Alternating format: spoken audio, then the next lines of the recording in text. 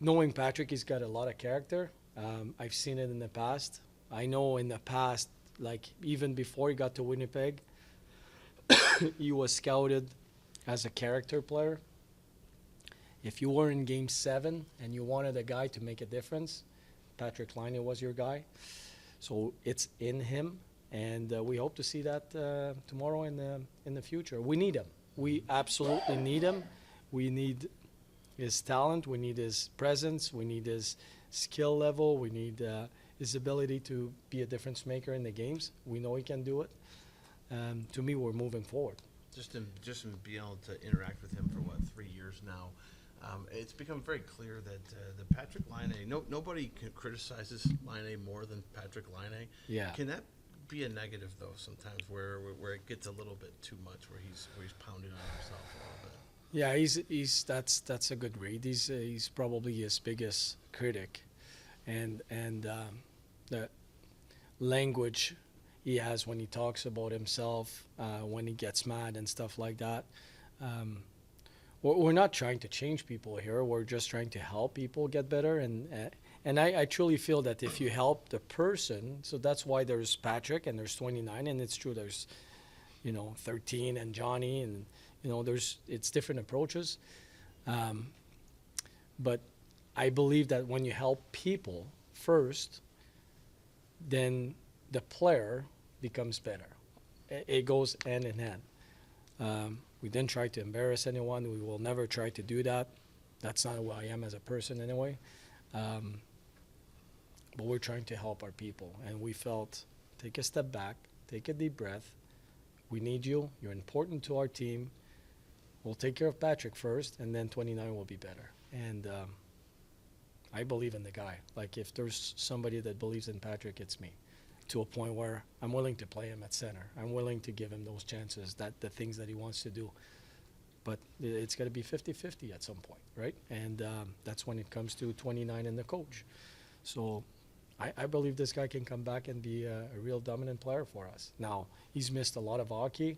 I think our expectations of what we know of Patrick, we have to adjust a little bit just because he's missed 3 weeks of hockey.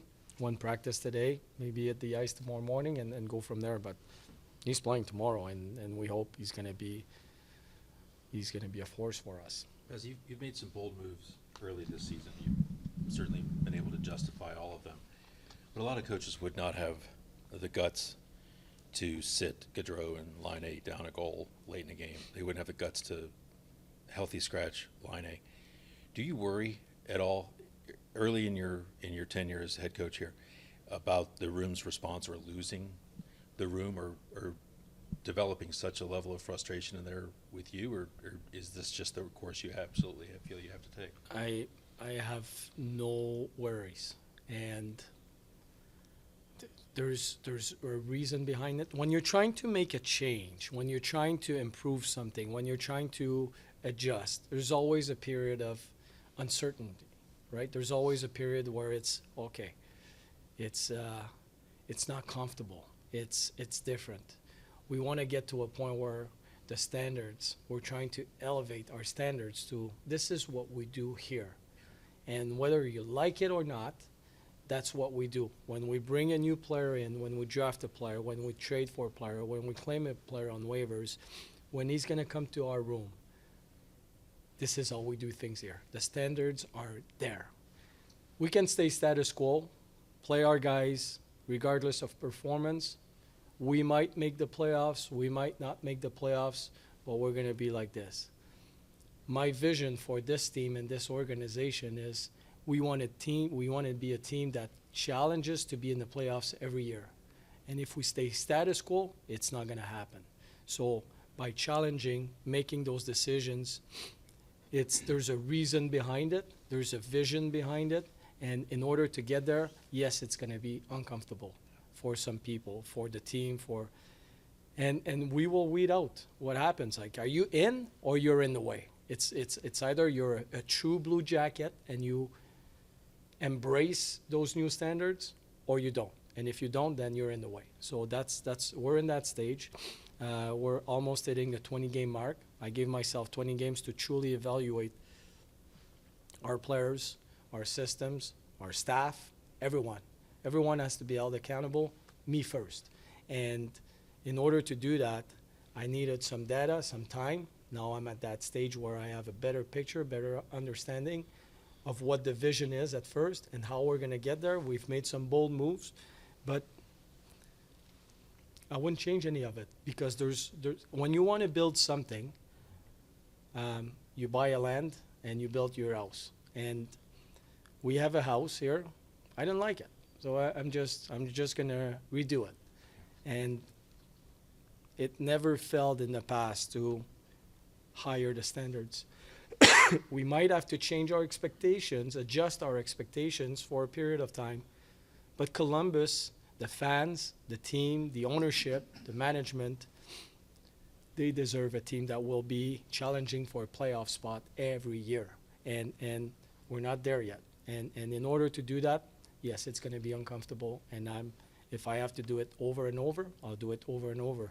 It's about commitment. It's about excellence in your attitude, in your body language, in your effort, in you being able to be a good teammate.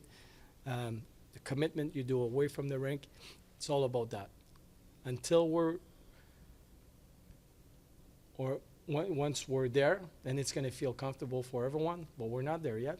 So we're building those stages so we set ourselves for success in the future. Laine has played center and wing. It looked like today he was back on the wing. Does he stay on the wing now? Is the idea of playing him at center, has that been scrapped? I'm open. I'm open to.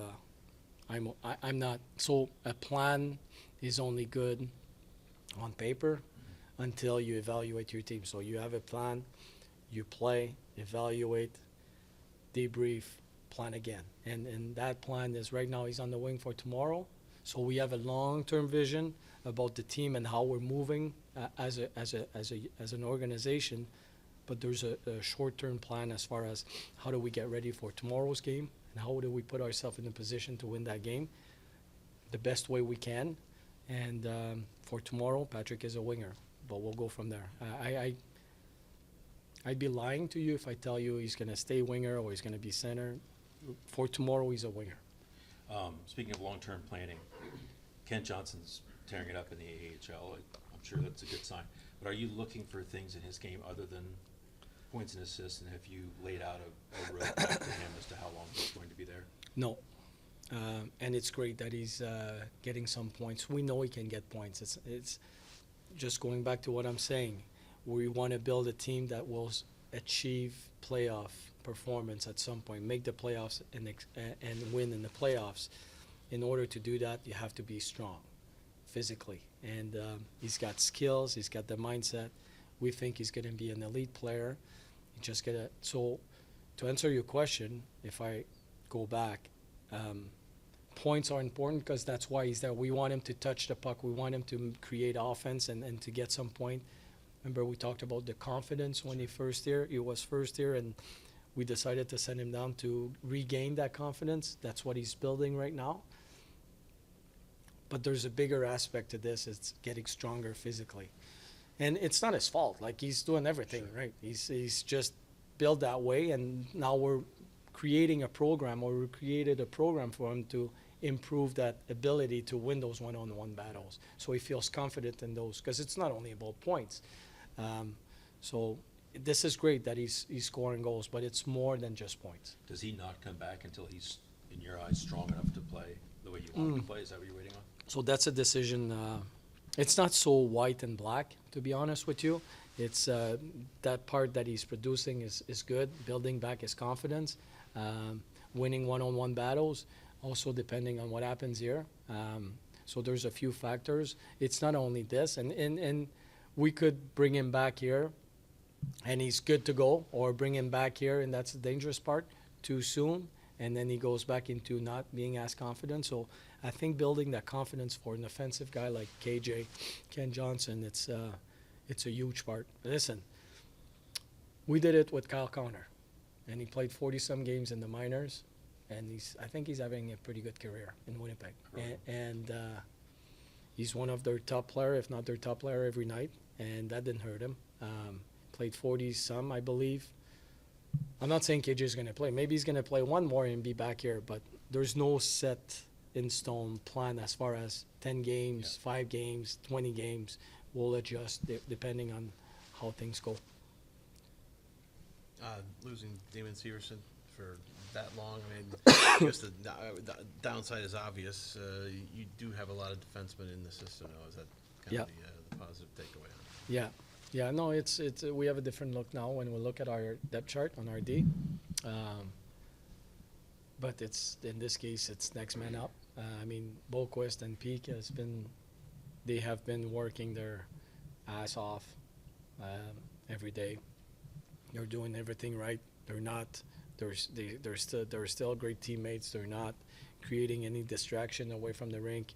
They're not happy, but now Boquist next game will have a chance. And then we're looking at Blankenberg in the minors. We're looking at those guys as well, saying, hey, everybody has a chance. Once you're given a chance, then take advantage of it. But the next game it will be Boquist, and we'll go from there. With Boquist last year, I mean, he kind of got off to, well, he got injured, but he also got off to a slow start last year as well. It seemed like what kind of snapped him into, playing at his best was getting some power play time and really kind of succeeding, getting confidence there. Do you see him getting some power play time here in the coming weeks? Yes. Okay. Yeah, you will.